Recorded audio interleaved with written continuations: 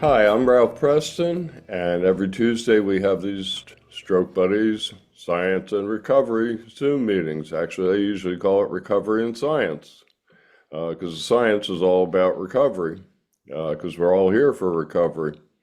And we try and bring you some useful information, and I guarantee you that today we have some. We've got Shelby Bronfman with us, and Shelby is a speech therapist, SLP, the only career that has two different names. And today she's going to do a little presentation on some useful tips that you can use for communication post-stroke. This is a big issue for a lot of people, and it's one that's underserved. So whenever I find a speech therapist or somebody that's willing to share some knowledge with us, then I asked him, and here we are. Actually made Shelby kind of half-asked me. Ooh, that almost sounded like something else, didn't it? Anyway, welcome Shelby, and thank you for taking time out of your schedule to be with us today and share your Yes, knowledge. thank you for having me. I'm excited to be here. Let me just share this screen. Oh, I requested share, Ralph. Yeah, I forgot to turn it on. With all the YouTube stuff. I got rattled in terms of testing your. I allowed it. There we go. No problem. All right. Hello, everyone. So, we're going to talk a little bit today about communication and confidence after stroke or really any sort of brain injury, and some practical tools for everyday life with a little bit of another perspective thrown in there too that we'll get to. A little bit about me. I'm Shelby. Hello. I'm an SLP and I am licensed here in Massachusetts. I live in Boston. I'm also licensed in Connecticut and New York. So I treat some individuals on Zoom in those states and then around in the greater Boston area. I have experience across the school, the clinic, the inpatient, outpatient hospital setting, and now I recently started my own practice, coastal communication, speech and wellness, where I treat both neurodivergent kids, teens, and adults. And when I say neurodivergent, I mean, anyone in the realm of neuro, right? So maybe kids with autism and then also acquired brain differences like stroke and TBI and brain injury. And I think something important to note, which we'll talk about, is a lot of my work, you know, I truly believe that the communication deficit can't be treated alone or in isolation, but rather with this emotional support that comes with it, because a lot of times they work hand in hand. Lack of communication can lead to a lot of emotional impacts. So I really try and integrate both into my work and help rebuild this confidence to help people kind of participate more fully in their world. Okay, so let's get into it. Aphasia 101, I'm sure many of you know this already, that communication deficits can occur post-stroke. Aphasia is a language disorder caused by brain injury, and it can affect our speaking, our understanding, our reading, and or writing. And something that we have to hold on to, which often can get lost, is that our intelligence is not affected. This is not a memory problem. This is not confusion. It's not a loss of your intelligence, your smarts. It's not just stress and it's not giving up. It's a language disorder. And I'm wondering, I know we're early in the presentation, but I'm wondering if anyone has any thoughts on that in terms of maybe being perceived at one point in their life as acting confused or not as intelligent when, you know, others don't really understand this as a language disorder. Has anyone ever experienced that? Yeah. Yeah, I would say so, a little bit. What exactly? happened, may I ask? Or what did they think? They think I was slower, Hmm. you know, post-stroke, I was slower Yeah. and just in conversation, you know. I think my kids are a little bit sometimes concerned about like how effective I am on being responsive because I'm not as quick to respond like I used to. Hmm. Yeah, Yeah. Yeah. And that can take a toll on the emotional side. So yeah. we'll get into that. Another thing to hold on to is that the fatigue shows up. Our brain is working so much harder. It's working hard to find the words, organize the thoughts, understand the language. And again, remembering that this fatigue is neurological. It's not being lazy. It's not caring. You think of an ordinary day without a brain injury when you're stressed or there's time pressure or noise in the room, of course you're going to feel more fatigued. And throw on a brain injury or stroke, it's going to feel 10 times more tiring. Can anyone relate to that? Yeah. Okay. The good news, however, is that we know our brain can rewire and adapt, and our skills can absolutely improve with practice, strategies, real life communication. And although it may feel slow and not, in a straight line, it doesn't just stop after the first few months of work. Um, but before we dive into these strategies for communication, I think it's important to first address how our communication and our emotions work together, much like a lot of things. And it's so important to look at both of them during recovery. At least in my, work, I've noticed a lot of patients may find frustration, sadness, that loss of confidence, and other feelings as a result of this communication barrier. And then that can continue to fester and impact our progress and recovery, looking a little bit like this cycle below. Maybe you have communication deficit leading to frustration, leading to giving up, less improvement, loss of confidence, and this distance from others or loss of connection in our world. And I think it's important just again to emphasize that the role communication plays in our life is meant to build connection and work in our world the way we want to and feel heard. Um, has anyone does anyone have any thoughts on this cycle before I continue or agree that that's happened or they felt this cycle before? Yeah, this is exactly how I feel post-stroke. Hmm. Yeah. 100%. Do you feel disconnected from this social world that maybe you used to have had, or how to use those Oh, yeah. strategies? I Yeah. used to be a social butterfly, and now, it's changed me in so many different ways. I'm finally now finding my way back to who I used to be, but it has been a really tough transition for me. And I'm only a year, my stroke anniversary is on December 28th. So I'm Oh, still early in my stroke recovery, but it's been really rough. Yeah. yeah. I'm so sorry to hear, but again, this is why both of these, the emotion and the communication really need to work together in our recovery. And anyone else have any thoughts on that before we move to strategies? Any moments? Yeah. I found with this, well, I didn't have aphasia, but I found with everything in life, things either spiral up or they spiral down. And Mm. so you got to work on keeping them, keeping at least above water and trying to make them spiral up. And Stacy, I'm sure you're probably tired of hearing this. It's a long haul.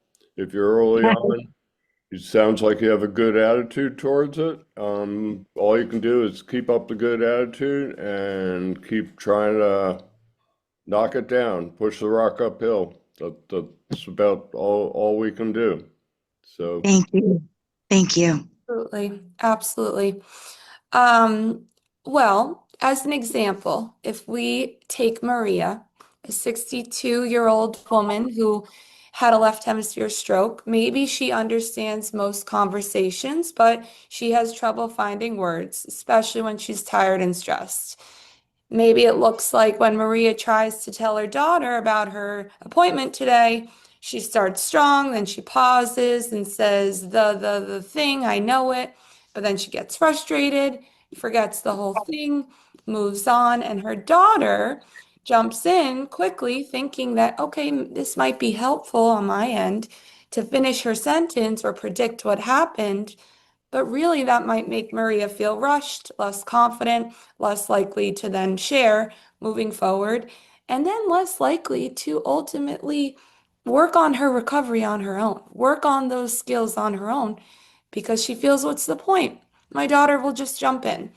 So, another thing to note here, which we'll talk about too, is the caregiver part, the caregiver support, the family members involved in this recovery and what their role can look like and how it may have intent to be supportive, but sometimes can be a barrier to our own, finding our own voice in this.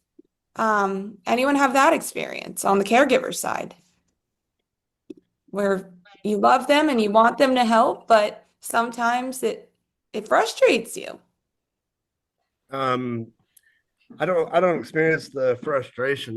But I do want to jump in here and chime in. I do talk to a lot of people that have experienced aphasia. I didn't have that for my stroke. But staying patient with anybody with aphasia is so important. And then anybody that's suffering from aphasia to remember to give themselves grace and also be patient, because it's just for me, I was around it. Like I said, I was around a lot of people with aphasia. I didn't realize at first that they were 100% there. It's just a matter of communication and the effort that it takes to actually get those things out. Can be super frustrating, which it does the loop. Same thing Ralph was saying about a spiral. So, anyways, I just wanted to chime in on that. Yes, thanks, Trent. Patience, 100% on all ends. I would agree. Okay. So, what can we do to stop this cycle? I think, again, tackling both the communication and the emotion. So, we're going to go through some communication strategies and then some emotional strategies that I think would apply to everyone and anyone, whether it's a motor deficit, a cognitive deficit, whatever you got going on. So, like anything, you've got compensatory, you work around the problem. What can I do to support my current ability? And restorative, you aim to improve it or rebuild the thing that's impaired, the skill that's impaired.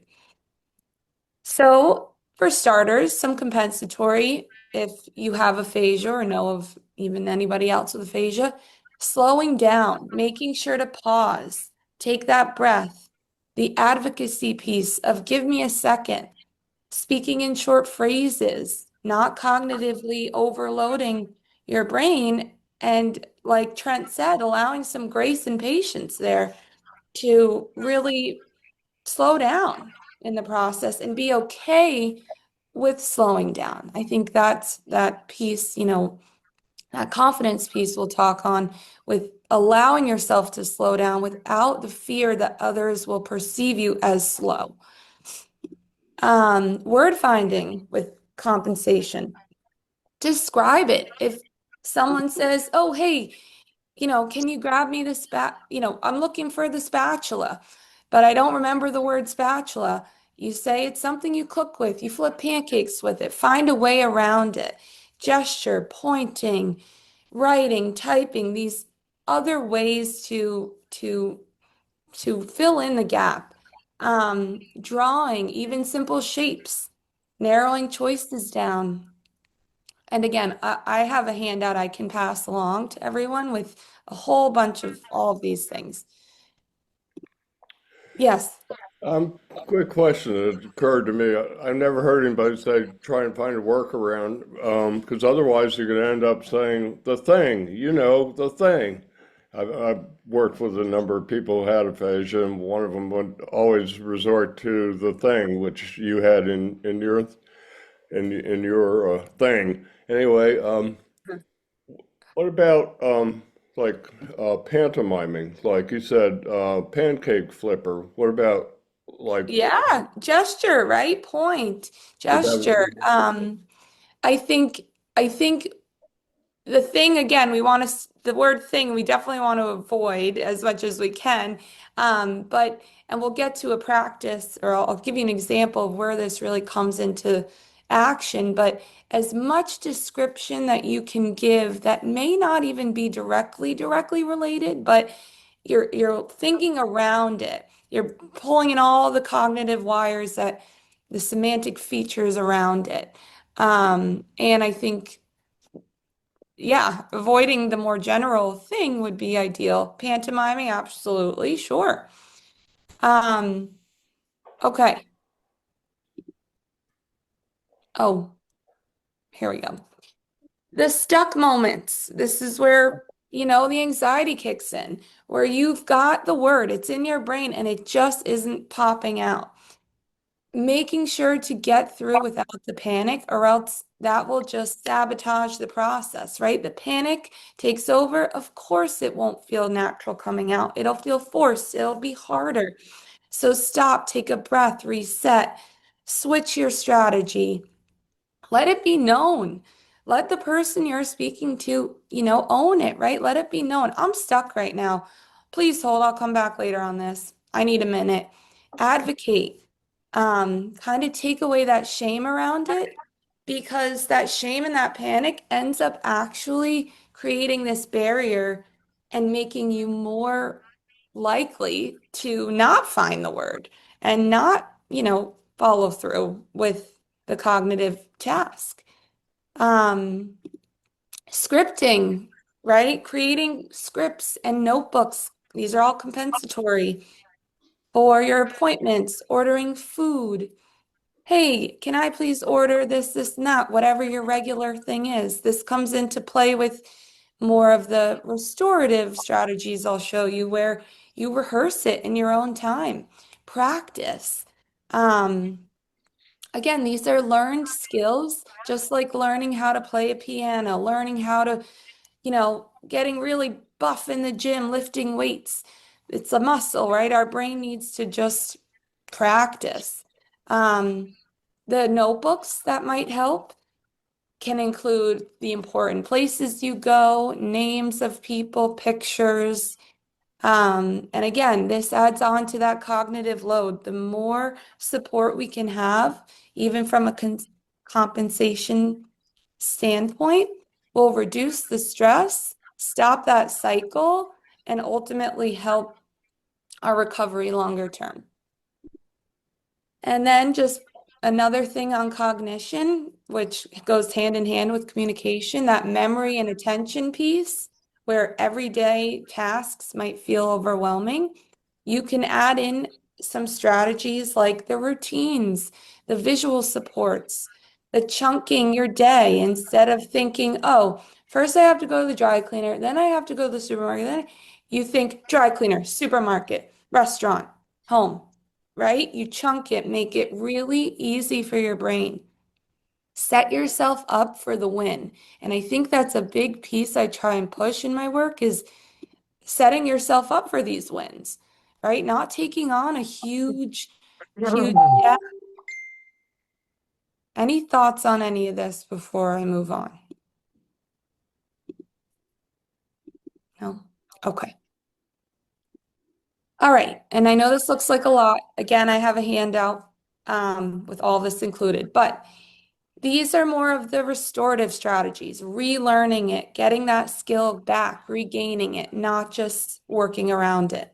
So in your everyday life, you see, a candlestick on your table, or you see a candle on your table. You look at that, you wake up, you see the candle, maybe you Try and practice. Think to yourself, what's the category? Household item? What's the function? Lights a candle, has a candle. What's it look like? Where do you find it? What goes with it? Those everyday practices can be really easy. And again, setting them up so they're simple. You have so many items around the house. Use them. It's in front of you. It's all the stimuli is right there. Get those cognitive, pathways moving, and the word finding will come easier. It just takes the reps. Same deal with categories. If you have, sorting things to do, right? Laundry, cleaning the kitchen, all of that, you can sort those things into sections. That is training your brain again. Another remedial strategy of where those things belong. Odd one out task, choosing something that doesn't belong. Say you're talking or playing a game with your kid or whoever, a caregiver, a friend, and they say something random, just noting, oh, you know what? That just doesn't really go with what we're talking about. That in and of itself is helping retrain. Yes, no feature questions, playing 20 questions, literally sitting with someone for 2 minutes and trying to figure out what it is that they're thinking of an object. More naming just around the house. Ooh, that's a tree, that's a candle, that's a light. And then sound cueing also helps. When you think of that candle, what's that first sound? K, right? That little tiny cue can help. So make it doable. Here's a toaster, right? If you were to do this once a day, and this is an easy one, toaster, versus like ladle, which would be a little harder. You think of the category. What's it used for? Making toast. Where do you find it? The kitchen. First sound, t. Number of syllables, toaster, 2. Say it a few times. I use it in a sentence. I use it when I make breakfast. Then go do something else, come back, revisit that toaster, and see if you can do this again and again and again and again. And now this might feel simple, but like I said, make it practical and make it easy. I think a lot of the issues with our approach to speech language and communication and cognition is we feel that it's so daunting and hard and it's this big commitment and you have to sit and practice and write things out and this and that, but it can be so easily integrated into the everyday, the mundane, what's boring, what's around us, it's right in front of us, and it's just like doing reps. It's the same idea. Yes, Trent. Definitely don't want to make this sound discrediting, but this is something I experienced that I just wanted to share too. Sure. I beat myself up a lot in my therapy, and I did a lot of therapy on my own at one point after being in therapy for a year in the hospital and outside of that. And I continued to do therapy, but I had a moment where I was pushing myself really hard to regain and try to get back to even where I'm at right now. And I feel like I'll continue to do that for the rest of my life. But I had a moment where my deficits were coming, it felt like they were coming back out, and I was having some problems drooling, things like that. And I went back to talk to my therapist and I said, hey, I know you said that you can't go backwards, but I feel like I really am. And so we kind of went over what I was doing, and they pushed the point that, and I say this because you mentioned it earlier, and I just want to clarify that the brain is like a muscle, but you cannot stretch it and expect it to rebuild itself that way. So what I found is I was really fatiguing my brain too much, which was kind of counterproductive. So I just wanted to everybody, again, the grace is such a big thing that I've had to learn to give myself and slow down a little bit, because your brain's gonna stop and say, okay, well, I still have your heart, your lungs, your eyesight, your swallow, all these other things we have to take care of. Yeah. So that's it. 100%, Trent. I totally agree. I've seen the regression myself before, and I think, that ties into this bigger picture idea where you're right, the whole body is working so hard, but also the stress and that fatigue, and then knowing yourself enough when you are at your wit's end, or you're tapped out to that point where you don't have enough left in the tank.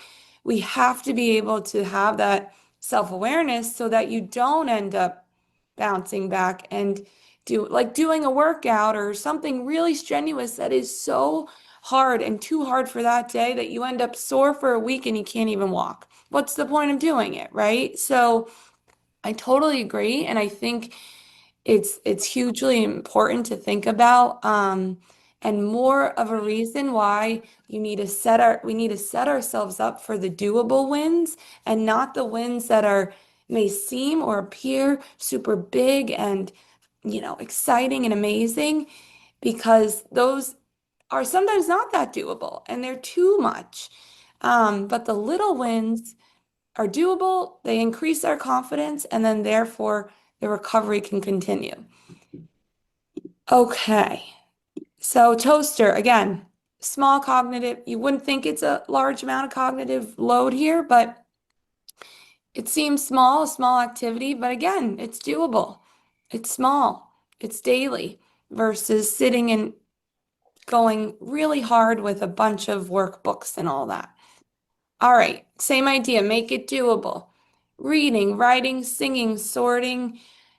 Again, like you said, Trent, none of these are effective if you feel frustrated, tired, stressed, or it's too much. So within your lifestyle, thinking about, I know music seems like a silly one, but it is totally effective. Yes, it is amazing. It is huge. Singing, getting that out. Singing often reduces that frustration, that stress, that panic, and it actually allows more pathways to work. Yeah. Yes, music opens up the brain like nothing else. Mm-hmm. Anything, no drugs, no other activities done, things where they monitor the activity and your brain lights up after music. I personally know two stroke survivors who got a lot of help in recovering their language skills by singing. Yeah. In the case of, in one case, it started with her sister playing songs for her when they were going to therapy. She would Yeah. play her favorite songs, and after a little while, her sister started mouthing the words to the chorus. And then she started mouthing more words, and she started singing along. And it's a good way to reconnect. I also know another stroke survivor that I know a couple that listen to music every day, and I know a couple that sing along to music every day. So Yeah. it's a Absolutely. very effective tool, or we wouldn't have neurologic music therapists, would we? Mm-hmm. Yeah, and I mean, I used to do melodic intonation therapy in the hospitals and things like that, where you're using the melody to help get, that language out, and also at the same time reduce that panic, frustration, stress. I mean, music only brings joy, so in my opinion. So I think that's a huge outlet. Well, Yeah. you're in MedRhythm's territory in Boston. They do a lot of work with neurologic music therapy. Mhm. Yeah. I'm sure you know them. All right. Let me see, where was I? Yeah, so here we go. The emotion piece, right? The emotional and social impacts. I think this applies to any deficit, of course. And I think, as someone mentioned before, I'm sorry, I'm forgetting your name, the social withdrawal that comes with that, this feeling of not wanting to interact with your world, identity shifts, fatigue, as we said, and frustration. first normalizing it, giving yourself grace, as Trent said, validating it, knowing that this is going to occur as a result, and maybe at the same time, and then being able to tackle both in tandem. Work on the communication while also building up ways and strategies to reduce the frustration. So how do we do that? The stress management tools can help speech and cognition, whether it's paced breathing, that square breathing, whatever that looks like for you. Again, proven better word access, easier ability for those language networks to work. The self-advocacy scripts, I think, are really, really important with also helping building up the self-esteem, whether it's about words, motor, cognition, whatever it may look like. Using the repair strategies. Let me try another way. And using our strengths that we already have to build that confidence. And I think, as I said before, these micro little wins, the more we can get the little tiny wins, it will build ourselves up. It will build that confidence up, that motivation up, and we will continue to put in the work.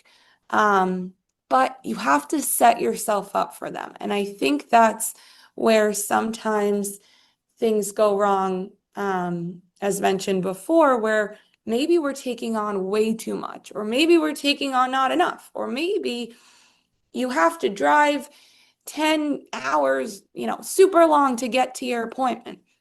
We need to set it up so it's easy, doable, not stress inducing, and then those wins come more often. Does anyone relate? Can anyone agree that sometimes these wins don't show up because they feel too big and it's hard to find them? I've just noticed in some of my work that patients will say, oh, well, I was able to do this, but then this happened and it was negative. And that regression shows up because they're setting these expectations that are a little too big. Has anyone struggled with that at all? Other than Trent, I know you shared. If not, that's okay too. I have, you know, before my setback of my situation, that stroke, because I was how can I say, I was a perfectionist where I thought that I had to X, Y, Z, but I had to really look at a lot of things. If the hardest thing for me was the recovery process, the mental part. Mhm. And like I said, I beat myself up and I didn't have to do that. Yeah. After, it's been what, 30 years for me, but it was Huh. like the first couple of, I say after my 30 years and stuff, I had to just let that stuff go. Yeah. And if not, the mentally it was consuming me, where everything got to be perfect patty type stuff. Yeah. And I had to just let that go and just think about the great. I had to give my own self the grace and say, hey, you are completely different now. This is what I'm talking about, is the thing that we have to adapt to this whole new situation. Yeah. You know, not to say, hey, I was this man 30 years ago, but I'm different now. Mhm. So I had to look at that, and like I said, I was beating myself up, and I'm so glad that you're really addressing the issue about, self-esteem and self-confidence, because Mhm. that's part what we need, as a community of stroke survivors, we gotta help each other, build each other up. Mhm. Mhm. I was ashamed to say, I was ashamed of a lot of things, Of you course. know. So, and it was just like I was young. I was just 23. So Wow. I had to learn how to walk. And I'm over here at rehab with a lot of older people, but it was just like now, I have a couple of my buddies, they're retired now. And Yeah. they have excellent, lives and stuff. Now it's just like, man, I should have been, I would have been retired now, Yeah. living my life. But, it's just like I said, but I now look at things like having these communities, these groups, my assignment is to help other people navigate through these type of situations because they don't understand it until it happened to them. So, and I think, like I said, when we have the self-esteem to build ourselves up, and I think that's one of the major things, because you can't just isolate yourself No. and, and stick yourself in like, what the ostrich, how you just duck your head in the sand. Mm-hmm. No, we have to keep on moving and keep on living, Mm-hmm. you know. And it's just like I said, when I see people on Facebook and everything like that that's going through some difficult times, and it's just like, why me? And yeah, I get that, but let's be positive on something. I think when I say 87% of people are negative, Yeah. Yeah. Yeah. so you got to be that 13%. Say, hey, let's shake the dust off your coat, your whatever you want to call it, and move forward. Yeah. It's not going to be easy, but you said, like even think about just recovery, like just the simple things of slowing down, Yeah. and just we have to understand this was our factory reset, Mm-hmm. and looking at some things, and like I said, just building that self-esteem, that confidence, because yes, I still get caught up on words and all that stuff. I don't care. This is Yeah. my community where I can feel whole. Like Trent was saying, we have to give ourselves some own grace. Mm-hmm. A You know, hundred. and when you are, like I said, trying to do the best you can, you just go from that. We only got 24 hours in a day. Mhm. Yeah. You can only do so much, and that's like I said, my thing is I know in that day I gotta get up in the morning, walk the dog, then I gotta do some other type stuff, and and just do that. If I can't do whatever I have to do, so be it. It'll be ready for me tomorrow. Mm-hmm. So we have to look at that, and like I said, and don't allow that stress to cause you to have another setback in your life. And Totally. because when I was in that hospital for 4 months, I did a lot of thinking.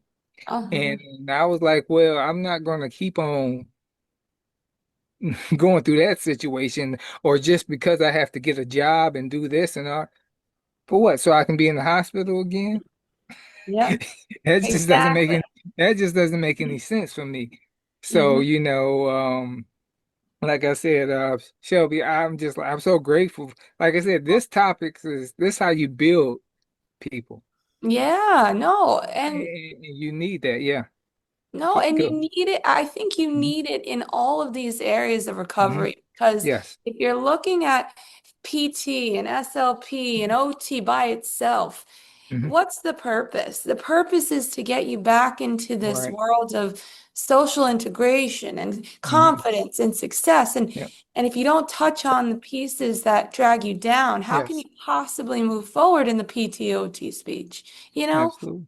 So, and I will say something too with building that confidence Mhm. and that self-esteem, you can't always just think your way out of it. You have to do, right? Yeah. You can't just Mhm. think, oh, I'm going to wake up and be confident today. That's really hard.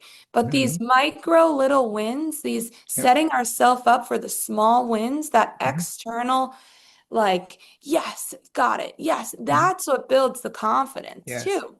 So if they're micro and small and doable and you do them at home and anyone can do them with it's right in front of you, then those are what can help build the self-esteem from an outward in versus trying to count on yourself to just think your way out of it or think that you're better and good and happy in the world, you know? Anyway, I could go on about that. I think we overwhelm ourselves a lot, both physically and mentally. You talk about before about doing too much at PT. Yeah. The first way you can overwhelm yourself attitude-wise with any recovery is not come to any level of acceptance because you don't move forward. Once you move forward, we all tend to want to, not all, but a lot of us tend to want to like get there as fast as we can. We're impatient and we tend to overdo things and have too many expectations. It'd be really easy to say, don't have any expectations. It'll all be there for you tomorrow. Just keep your nose to the grindstone and keep doing what you can do today. But I mean, that's an oversimplification. It's hard to not have expectations, but I think that cognitive overload and overload physically at that therapy, they mostly come from the same place, this intense desire to get better and not being patient and not giving yourself enough grace. And think about this, when you can't recall a name, the harder you think about it, the less likely you are to recall it. As soon as you stop thinking about it and give yourself a little time, it'll pop in your head. At least that's the way it works for me. 100%. Usually about 1 minute after the person has hung up the phone or left. Yeah, for everyone, really. Right. Yeah, and that's why, so some of these strategies kind of give you that beat, give you that moment to just say, wait, please hold. Okay, I'm giving myself access to just take a minute. The breathing, the little repair, try a different way. Hold on. Let me get back to that. It actually tricks your brain into taking the load off that one thing you were thinking about, taking a break and coming back. Why are we successful when we take breaks more than not take breaks, just in life generally? Because it allows space and things to work in more, better harmony. So we need to keep introducing that. This is more to set up for those little wins. That breathing calms the nervous system, like we said. Better word access. The intentional pausing, reduce the pressure, clearer speech. Slower conversation pace, lowers the cognitive load, and you've got more understanding. Shorter turns, less fatigue, more accurate words. So all of this, this one especially for naming, which shows up a lot, that just acknowledging it, throw in the, you know what, I'm stuck. I'm stuck, right? Then the panic disappears and boom, the word comes back. Now, again, I don't know if this happens for everyone. I've seen it happen where you just release that panic and the word will come right back, like Ralph said. Okay, here, if we circle back to Maria. So maybe Maria learned to pause and breathe before speaking, to say, give me a second, instead of pushing through to talk to her daughter about her appointment, to describe the word or the gesture when she was stuck on what happened in that appointment. And her daughter, on the same hand, caregiver, right, whoever it was, learned to wait quietly, to have some patience, to ask a question that's a choice question, a yes or no, versus fill in all the blanks for her and give that space. And then they were able to have more effective little wins. Maria was able to gain a win there, got that win. I told my daughter what happened at the doctor. And boom, you know what? That felt good.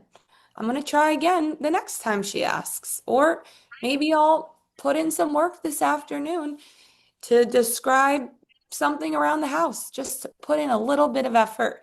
And those little wins start to add up, create this momentum, and then you have the recovery start to show up. So here it is again, little wins. I really want to push that, but little wins increase the confidence, which will increase the communication improvement, the physical improvement, whatever it looks like for you. And a calmer brain for language purposes, better access, 100%.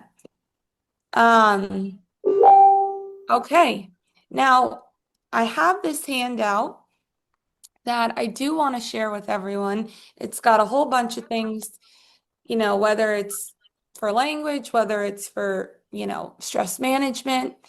And I would love whoever wants it, I'm happy to pass it along. I made a little document for you, but that's kind of all I've got on my end in terms of strategies and things we can talk about. If anyone has any further thoughts, questions, feel free to share.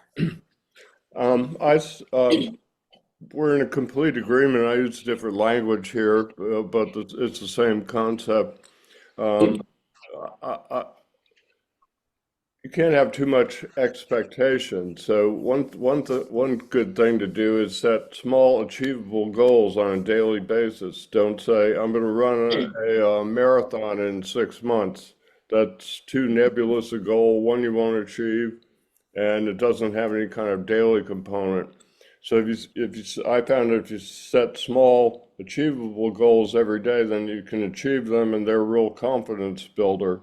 Yeah. And I always say success builds on success. So once you have some success, you tend to, you say as you go into the next day, you go, okay, I did it yesterday, so I can do it again today. Um, Now, on the other hand, if you've been struggling to do a 6 push-up, and you've managed to do it one day, what's the goal for tomorrow? 7? Mm-mm. Nope. Do 6 again. If you Yeah. can't do 6 again and you do 5, you go, okay, I can do 6 again tomorrow. I've been doing 5. I'm not losing. We all have ups and downs. Recovery is like I always say, like the stock market, it goes up and down. If you look at a day when it's down, you're going to feel down about it. But what you have to look at is the overall curve. Is it going up? Am I in the run making progress?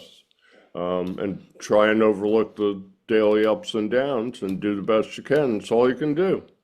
Mm-hmm. Definitely.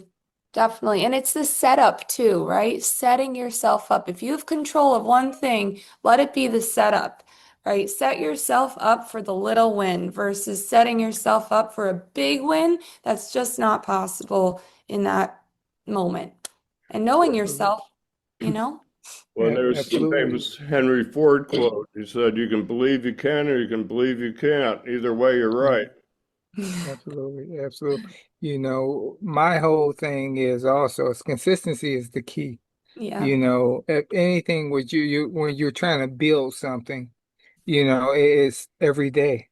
Every day is just like I said, it's those small wins.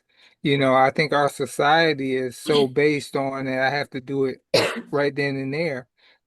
But, like I said, I had to really look at myself and say, okay, I'm glad that I'm functioning the way I do after what I've been through, but I have to be consistent with that.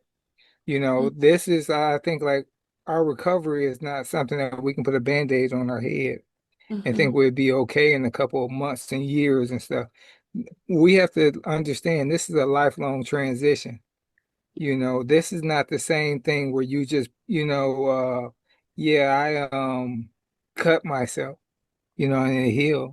This is your brain. You have to learn how to rewire that. And when I've learned that, it was just like, okay.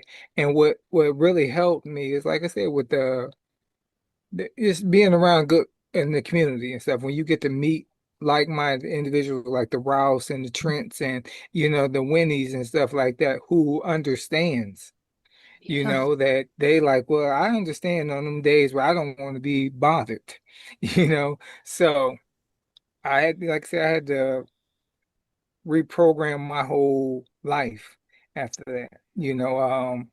I was an athlete, in high school and college and stuff like that. But it was just like that's the past now. Let's look at the future, what it is now. Mm-hmm. I'm not the same Demont that I was when I was 23. I'm 50, I'm be 54 in February, Wow. So I'm like, okay, I I've been through different stages in my life, and it's part of growth. And when we look at life as we have to grow every day. And I think this is where they're missing the whole part of recovery. You can't be stuck. Mm-hmm. If you say for a car, if that car is just sitting there on some flat tires, it's going to sit there and just rust and deteriorate. So you got to start restoring that vehicle. And that's like when I think about what Ralph would, are you okay with the boat?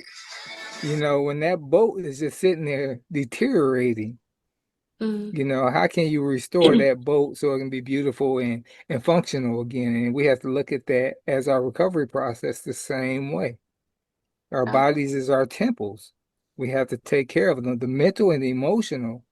Then you can start rebuilding certain things, Mhm. So that's, like I said, the confidence and everything like that is a major component of our recovery. Like I said, your self-esteem and and even like I said, COVID was different in everybody's life, but I'm glad that we're able to, you know, have this as a tool to bring people together. Because if I didn't have, like I said, when the support groups online and stuff, where would I be? I'll still be trying to do this myself, and trying to find me a therapist and all that. Mhm. So, this is like I said, it gives you that opportunity, like I said, just to fellowship with other people that feels like I feel, because Yeah. I'm looking at like Trent. Trent. How old are you? You're what, like in your 50s, or how old are you now? So like Trent and I, we are about the same age. So I definitely understand, how we feel now as men, when we have to ask our significant others for help to do certain things when we didn't have to do it a long time ago. Yeah, Mhm. I'm So, 48. I'm 48. I wanted to jump in real quick. okay. One last little thing I wanted to say that another thing, I stick on grace a lot because Yeah. it works for me. Yeah. But it has been pointed out to me a lot. One thing that I think, probably are all guilty of Mhm. um, is thinking that we were able to do things that we really probably weren't that capable of doing before we ever had a stroke. So I Mhm. was really guilty of thinking that I was this master multitasker. And, you know, uh, human beings in general, Mhm. most of us aren't really that great at multitasking. We're good No. at doing it. So, I think Shelby put it in here many times, and the small wins are huge. Mhm. Mhm. And make things achievable. Just, do one thing at a time. Mhm. I am very guilty of this. So Yeah. I'm talking to myself when I say this as well. Um, and I get frustrated. It's like, man, why can't I do this and Mhm. be typing while I'm, in the background and doing some other projects, but I really Yeah. have to just do one thing at a Right. time, and it's a lot more productive. Yeah, absolutely. Question for you. But is it bad to multitask? Because I can't get that out of my system because I've always been such a multitasker and I still find myself trying to multitask. It's a Like, myth. The brain doesn't work that way. Yeah. Yeah. Yeah, yeah. I think too, knowing yourself, knowing the Mhm. load, right? Like if you're having that happen, if you're multitasking and then all of a sudden you're fatigued immediately. Mhm. You have nothing left in the tank, or you can't even finish the first thing you started, then that gives you a sign like, ooh, too much, right? So check in and So know what that. happens if you don't get fatigued and you're not overloaded, but you still, I do it to multitask to keep stimulated. You know Yes. what I mean? I mean, it is So like great. as Yeah. we're like, doing this meeting, I'm really multitasking on three different things. And I even put it on mute to like take that out of the pic, that noise out of the picture. But here's why I say this. It's because I challenge myself to to help with my multitasking brain activity. And I Hmm. do challenge myself to do that. And if I could do it, I look at it objectively, don't get me wrong, and say, oh, did I multitask? How did I do on that multitasking? If Hmm. I accomplish the goal and I did it okay, that's a win for me. Absolutely. That's why I look at it. That's true. But is that an easy win, right? Is that a win that's doable, or is that a win that takes so much? I'm just wondering. What do you think I personally? think it depends. Okay, But I think it depends on what you're trying to do, you sure. know? Yep. I So I think I think yeah, it's different for everybody, but if I don't get fatigued and I'm able to accomplish that satisfaction and saying, hey, look, I got three things to do. I could do all three of them reasonably well in this time period, then I'm yeah, gonna make my effort to do it. Not yeah. to be stubborn, I get what you're saying, but Yeah. if I don't get fatigued, then I'm okay, good to go. If I get fatigued and overloaded, that's different. Right. I agree. I agree because when you think of the hospital work, right? And Yep. I used to do this in the hospital.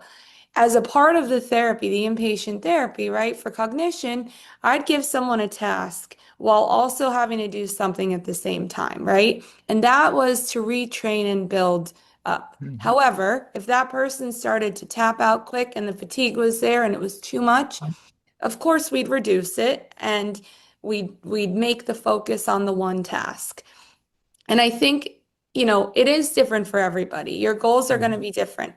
And I also think if you're someone who isn't doing a good job with the multitasking and you are fatiguing, you can build up the cognitive strength in that one area, that one lane, and then you build that lane little bit more and more and more, and then you get really good at that one lane versus three that you're not super good, but you're half good at, right? Mhm. So, Yeah.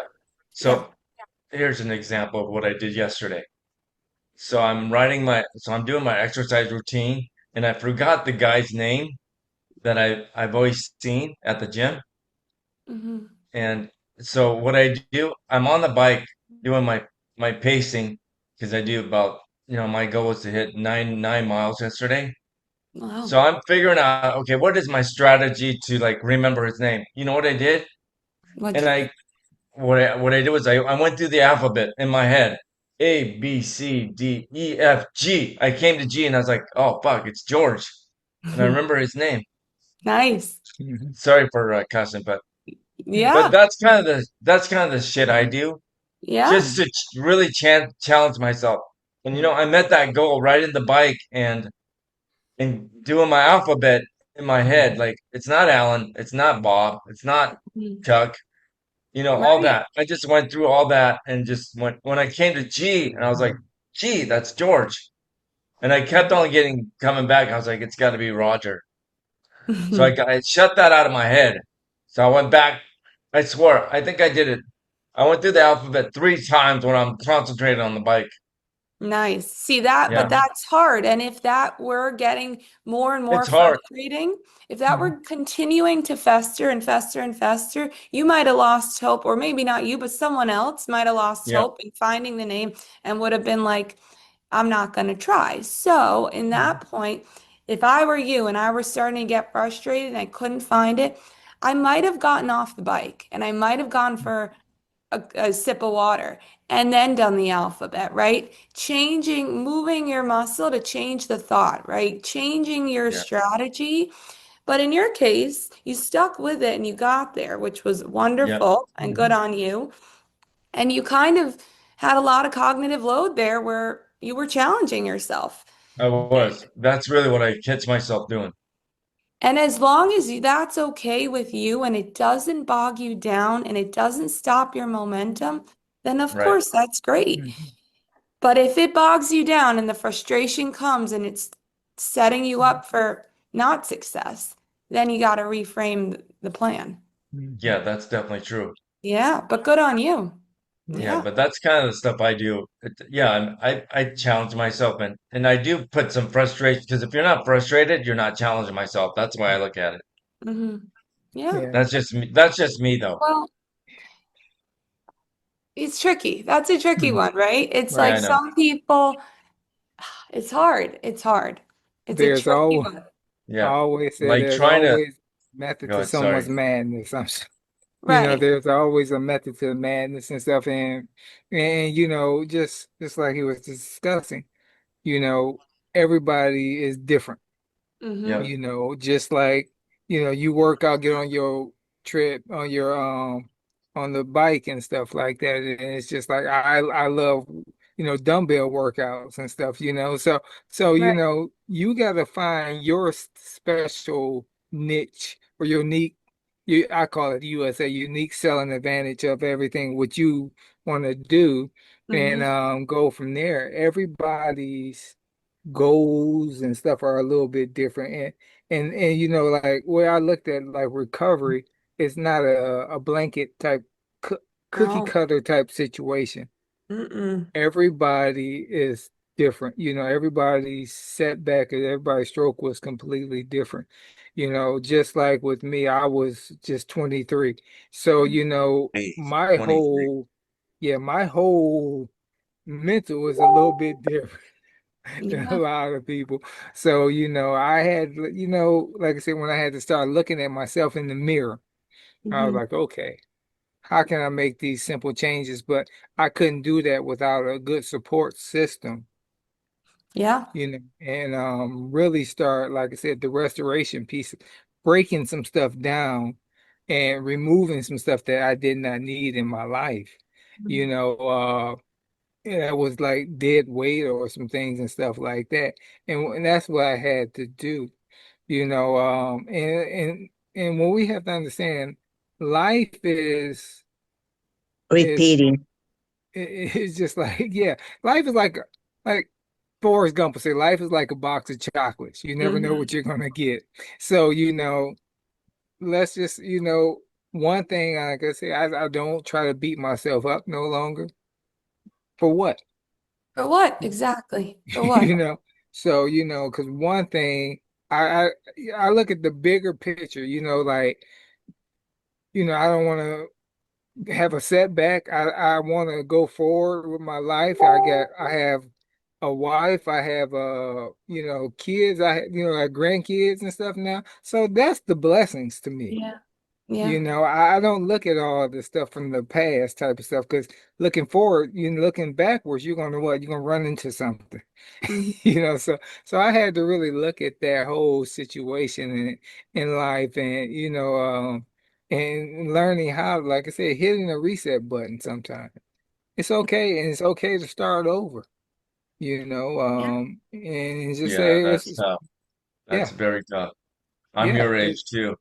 yeah. Um, So, and it's so difficult, when we were so, I'm pretty sure, you're goal oriented, like yeah, this XYZ and stuff like that. And once that thing did not come to pass like that, it took a while for me to just like, okay, let me just slow down, drop anchor on some Mhm. things, Mhm. because it's just like I said, when you starting to restore stuff in our lives, and I love cars, and it's just like I love just like, you know, Motor Trend is my favorite shows and stuff like that. Just how they take a 1960 something vet and restore it to beauty, and we have to do the same thing with our recovery process. Mhm. Our tires are was flat, and we're just trying to, get all that rust off our body, our mental, you Yeah. know, And so think that, yeah.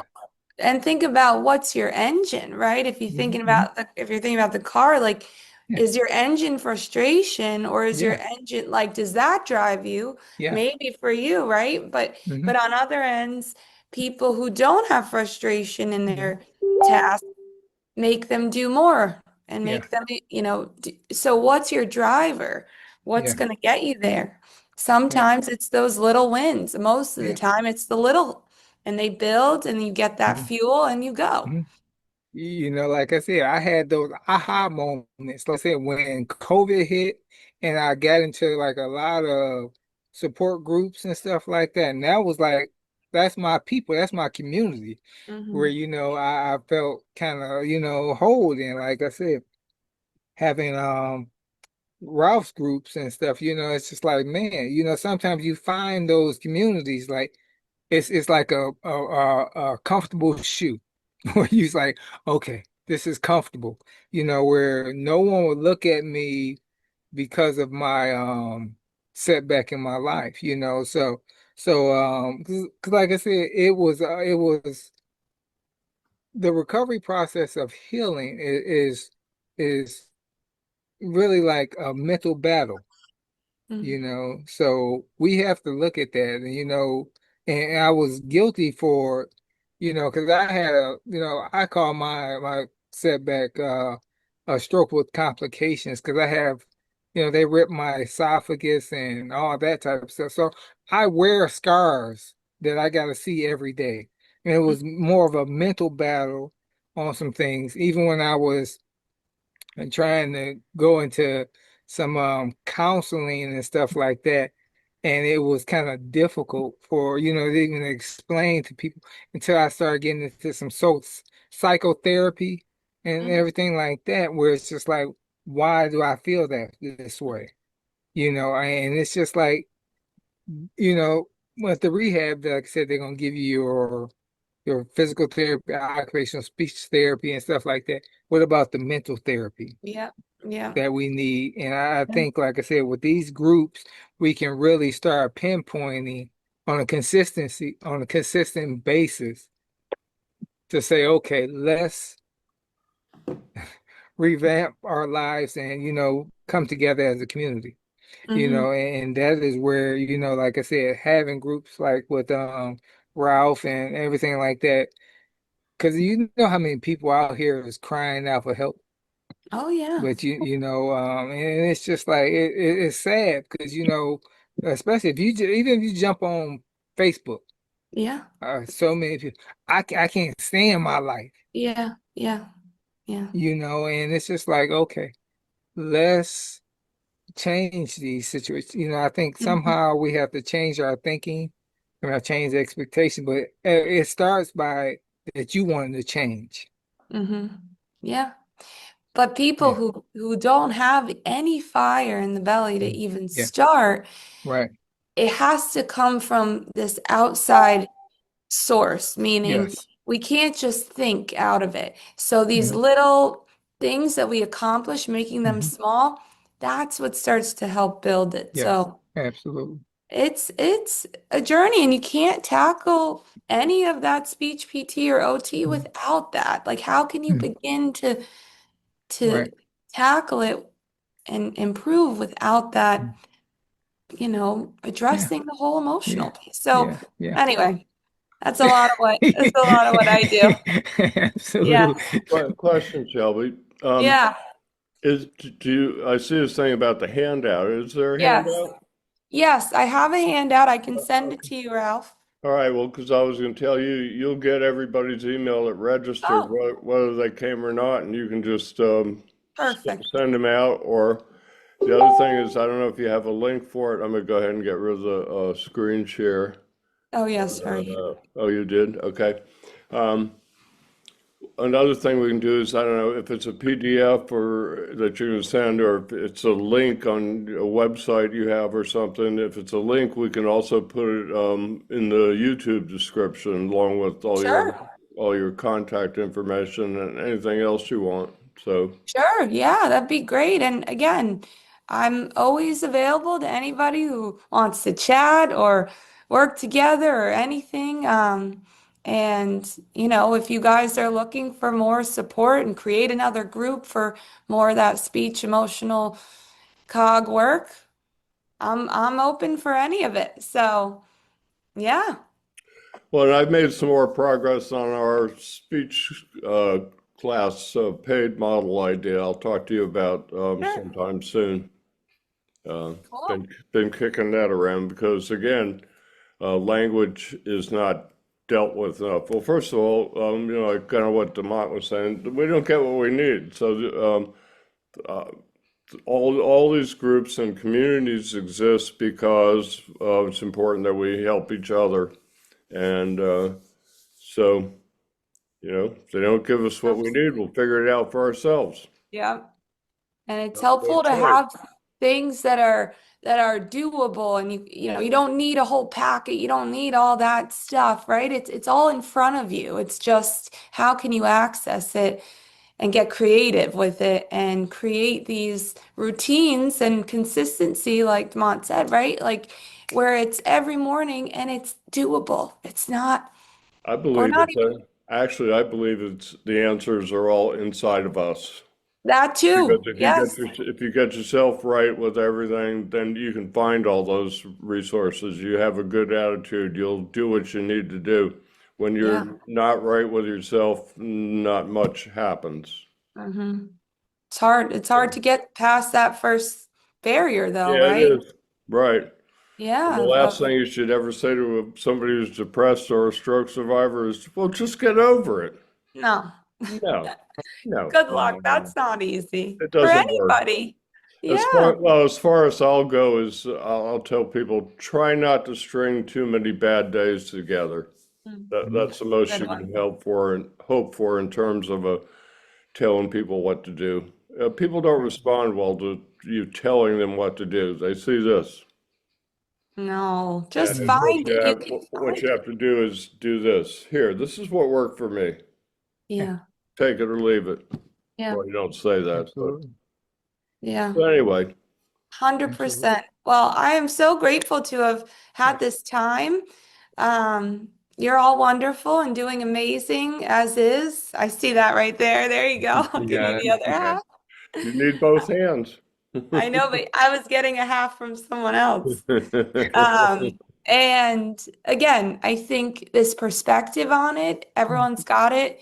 It's, tackling it from all ends. It can't just be isolated work. It just can't be do this, do that. It's a full picture. We're full humans. You guys have been through an incredible amount of everything and anything. And I think the grace needs to be there, like Trent said, right? Since you all said.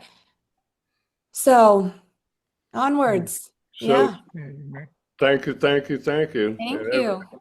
everybody out there in YouTube land, I'll put Shelby's contact info in the description underneath the video if you want to contact her, and she's going to, or we'll work out a way to get everybody the handout. If there's a link, I'll put that in the description. If not, I'm going to supply Shelby with the email addresses, and Shelby, if you want, we can actually, through our system, we can send it out to people. If you, Sure. I don't know how versed, some people are versed in social media and some people aren't. Email blasts aren't the simplest thing. Right. Anyway, we'll get it to everybody. All right. Well, thank you all. And what's today? Tuesday, right? Yeah, Onwards with Tuesday, right? Little wins, little that's right. wins. Absolutely. Yep. All right. All right. Thank you all. Thank Thank you. you. Thank you. Yes. Bye.